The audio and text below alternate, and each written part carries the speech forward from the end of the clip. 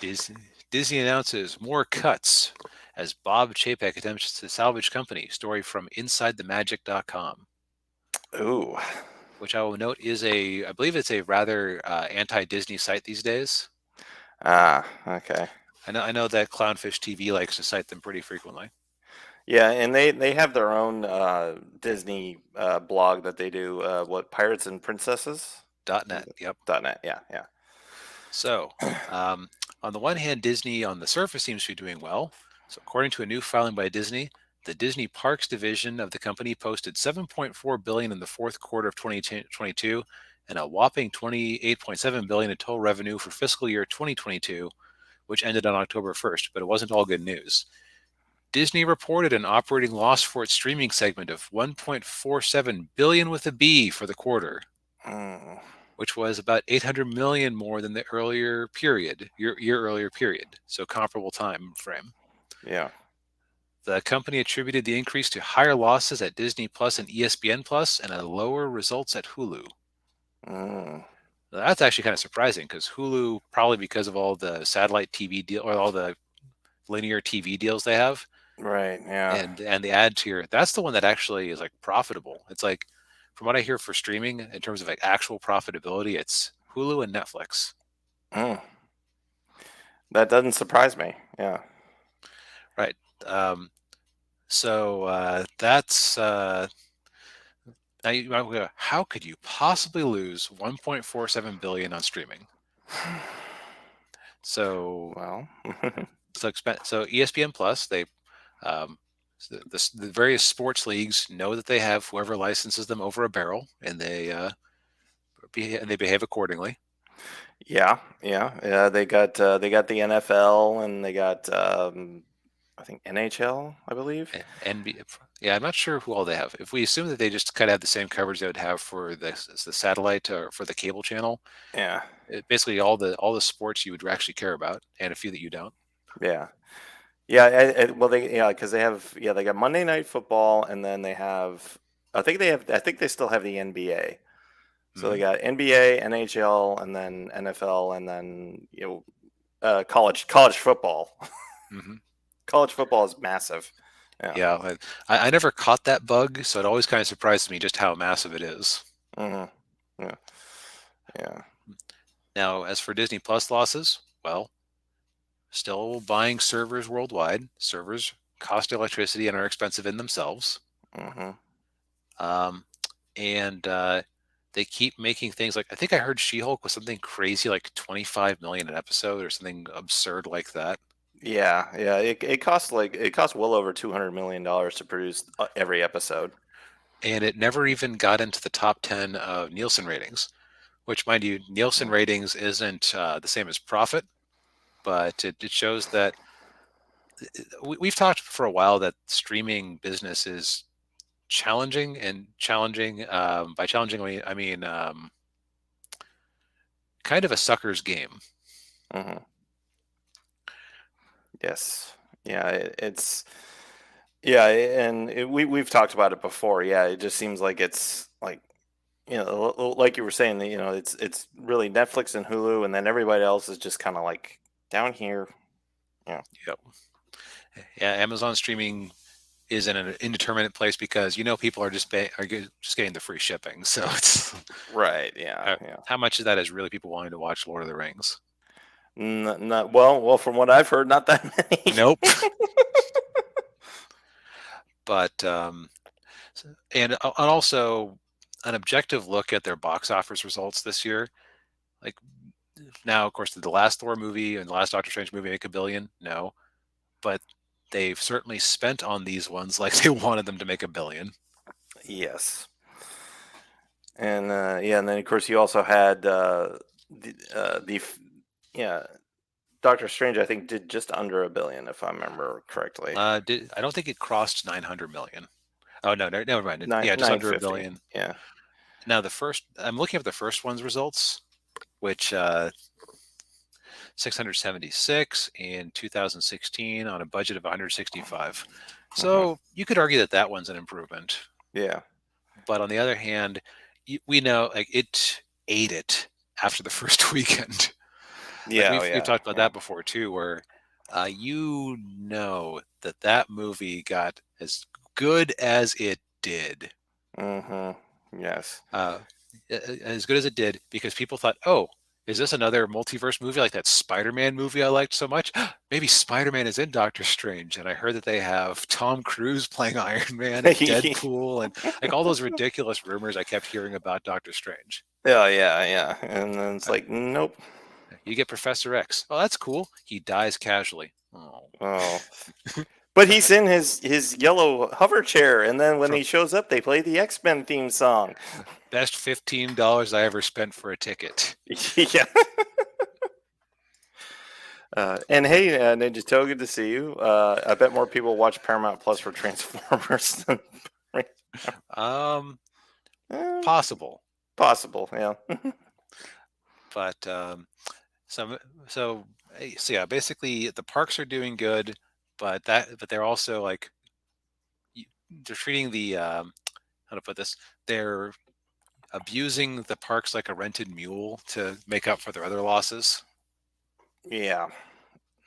Um, According to Yeah. a memo from CEO Bob Chapek, company-wide cost-cutting measures would be going into effect, and that layoffs would be affecting segments of the company in the near future. The company has also put a freeze on almost all job hiring, as well as a ban on non-essential work travel. Hmm. Well, that's okay. To give you an idea, my little nothing of a company, nothing of a company in like the scale of Disney, like Mhm. they could buy my company if they wanted to for like pocket change, really. But the, my company just paid to send me across the country, and we hired two people in my department. So relative fortunes, Yes. but and the stock price has been reflecting this because it turns out that you can only throw so much money at streaming for so long before people start wondering, okay, you got subs. When do we get money? Mhm. I was told that when you got enough subs, we'd make money as shareholders. Yeah, yeah, and yeah, that is not happening. Nope. Yeah, and well, I mean, when you when you put out the content, part of the thing with it is, and we've talked about this before. I mean, if you want to make money on that streaming site, then like one of the things you have to do is kind of like license out other content to show on Hmm. there. Because you Hmm. look at Disney Plus, it's all their own stuff, Hmm. and they're spending money on that stuff. And then they And shove it onto Disney Plus. yeah, they shove it on the Disney Plus. I mean, and in many cases, like we were saying with She-Hulk, very expensive, and Hmm. which I'm of course looking at I've seen clips from that show. I've seen the CGI on that show. Hmm. It's appallingly bad. They really should have done the Lou Ferrigno thing and gotten a tall woman and painted her green. Yeah, it it, it it probably actually probably would have been an improvement. Yep. Yeah. But and then you look at like the Star Wars shows that they've done. Aside from the Mandalorian, they haven't been very good. I mean, of course, like Boba Fett and Obi-Wan Kenobi were supposed to be movies, Yep. Then they stretched him out. and then they Stretched him out. stretched. Uh, and now, one exception to this apparently is that it sounds like Andor is going to be shown on ABC. Yeah, I heard that, and it's the first two episodes, Hmm. and from what I've heard from people who've watched it, the first like nothing really happens in the first two episodes. Hmm. It's not really till the third episode that something actually happens. I've heard multiple people say that it goes in threes for Andor, Hmm. but it also sounds like it might be the best Disney Star Wars that we've gotten for a while. But it's Yeah. also like, sorry, man, you kind of let everyone down with Obi-Wan and Boba Fett. That- So why would they assume you're doing a good job with the character they don't? Like they might remember, who's Andor again? Oh yeah, he's the guy what died in Rogue One. Yeah. Yeah, I've heard the same thing. I've heard that it's, it's slow, but it's actually really good. But yeah, I'm the same way. I'm like, I don't care. Hmm. Yeah, I just, Maybe later on down the line, but yeah, maybe. I maybe, yeah. Um, but yeah, because like some of the still images I've seen from the show kind of reminds me of interestingly enough, THX 1138. Hmm. Which I should probably see at some point just for the experience. It's weird. Uh, oh, I've heard. It's weird. Yeah, yeah, George Lucas was being very experimental. Mm. Yeah, Yeah, did he get to make that one before or after American Graffiti? it's before. Okay, well, that's kind of amazing that they let him make a movie after that. Yeah, yeah. Um, but yeah, this is you know unsurprising to see from Disney. Clearly, it's the economy is affecting everybody, including them. It's as somebody, and I've talked about this before. I live within driving distance of the Magic Kingdom and everything else. I have an annual pass, and so this doesn't really bode well for going to the parks. Oh, Yeah. because it means that they're gonna it means there are gonna be fewer employees. They're gonna slash amenities and probably Mhm. keep jacking up the prices. Yeah, exactly. Yeah, which I can tell you right now, having talked to people, like I have a family member who's in the uh, Facebook group for the annual pass holders. They don't like Chapek very much, and No. yeah, and so this is not going to they're going to hate this even more. Yeah. Yep. Speaking of evil empires laying people off, Meta is also doing major layoffs around the same time that Twitter is doing major layoffs. Very interesting. Yes. Yes. Uh, so, in the so I think what this basically all comes down to when you is that how to put this. Well, okay, so let's talk a little bit about Meta here. Of course, part of the problem with Meta is first off, they're starting to actually see a slowdown in people interacting with Facebook and their other core brands. Hmm. They also keep wasting billions of dollars on this metaverse nonsense that basically looks like it looks like graphics off the Wii U, maybe. Yeah, yeah. It doesn't look good at all. And if old Zuckerberg is trying to create his own version of the Matrix, he's failing spectacularly. Yeah, I watched a so there's a channel I recommend called Modern MBA that I believe they recently did a deep dive on the metaverse and like why are they betting the farm on it. It's Hmm. because Facebook's a little umbrella of businesses is all about getting to know about you as much as possible because targeted advertising is worth a lot of money. Hmm. Like just for example, when was the last time you saw a billboard when you were driving down the road that you were actually interested in? It's been a while. Yeah. Yeah, like maybe like occasionally say like, oh, that restaurant sounds interesting, Hmm. or oh, the McRib is back. Oh, Ron John Surf Shop. That's only the third one of those billboards I've seen. Yeah, uh, but most of the time it's like a have you been injured? You're entitled to money. Call me. Hmm. Uh, Advertisers hate that type of thing because you're not only going to see like even like something relatively mainstream like the McRib, you're showing it to vegans, Muslims, Jews, health nuts, people who don't like McDonald's just in general. Hmm. You're going to waste a lot of bandwidth is going out there to appeal to people who will never buy a McRib. Right. So what Facebook's business opportunity is basically they know shocking amounts of information about you, even Yeah. more than like they could probably predict whether you would like a movie better than you would, which means that if they have a profile for like, hey, we're coming out with a new, I don't know, Star Trek movie, show it to people who like Star Trek movies. Show this ad to people who like Star Trek movies.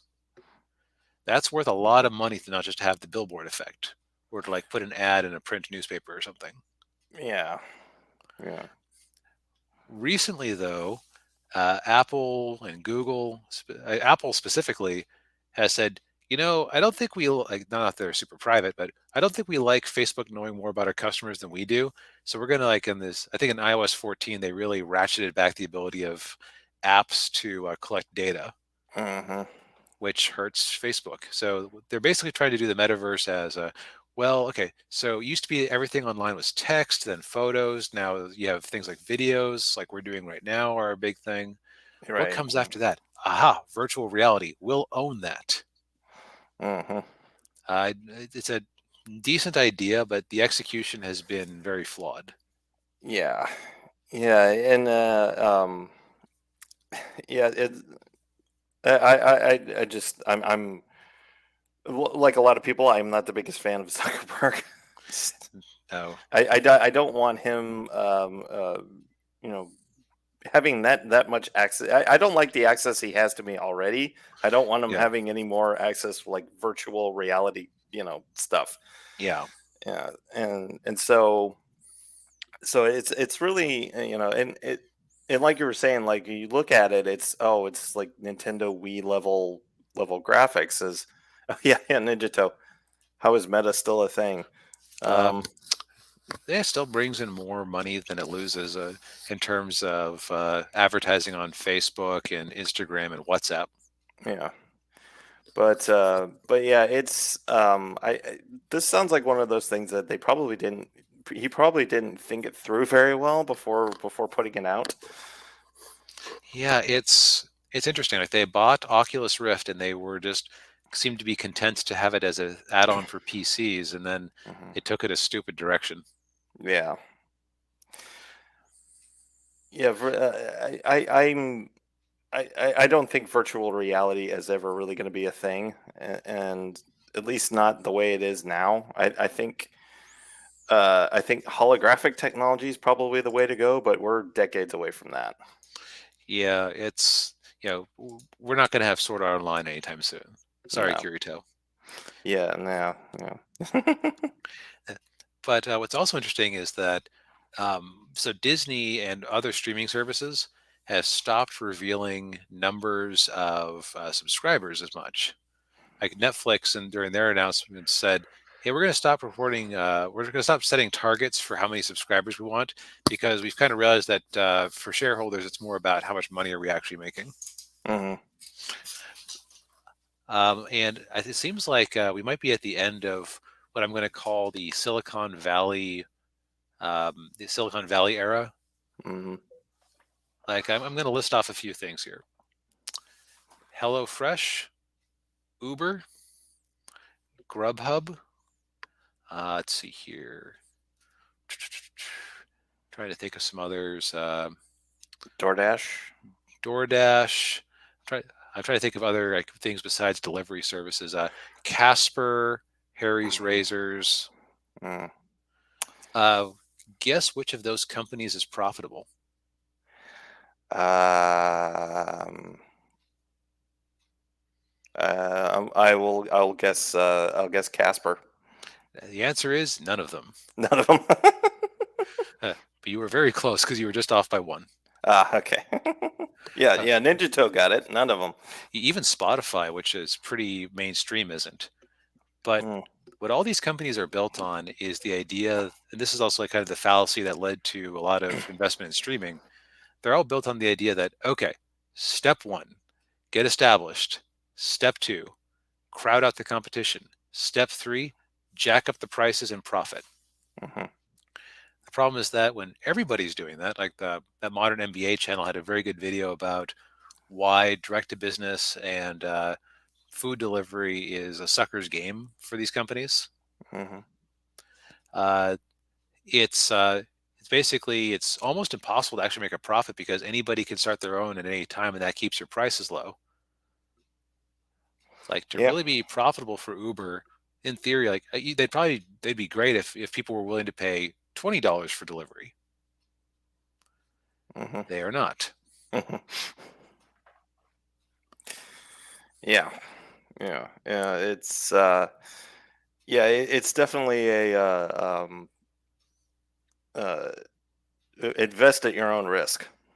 Right. It's a weird thing where Silicon Valley has just been full of people who are willing to fund things, and it's like they're almost like, look, man, if it has a cool app and a name that sounds trendy, throw $1 million in. If we do that to like 1,000 companies, a few of them are going to be the next Facebook or Microsoft. So we'll make up the losses on that one. Yeah. But eventually, the investors want to actually, have money back on their investment. Yeah. That's usually that's That's usually usually a how it good thing. goes. Yeah. Like if we look at like Thor: Love and Thunder, we by the math, it either failed to break even or just barely broke even, and then it sold fewer Blu-rays than Demon Slayer in the Hmm. States. Yeah. So did all those Hollywood investors give them $250 million to shove into Thor: Love and Thunder to break even? Like, hey, thanks for the No. $100. Yeah, it's like it'd be like, hey Daniel, I have this idea for this new business. I just need $100, and I'll get you, and it'll take a few years, but I'll get you your money back. You would say, I want 110. Yeah. Yeah, and exactly, and I think and that's well, this was I think I heard Paul Chato say this on Midnight's Edge the other day. So, well, maybe they should stop making movies that need to make $1 billion. Yeah, I'm kind of looking forward to the era of Hollywood and tech austerity, Hmm. where only things that actually make sense persist. Yes. Because there's been a lot of cloud cuckoo lander nonsense because of all this low interest money that's been floating around. Yeah. But Yeah. on that happy note, unless you happen to work for Facebook, in which case, yeah, our condolences. Hope you find yourself a new job. Yes. Yeah. If you worked at Twitter, screw you. Yes. Pretty much. Yeah.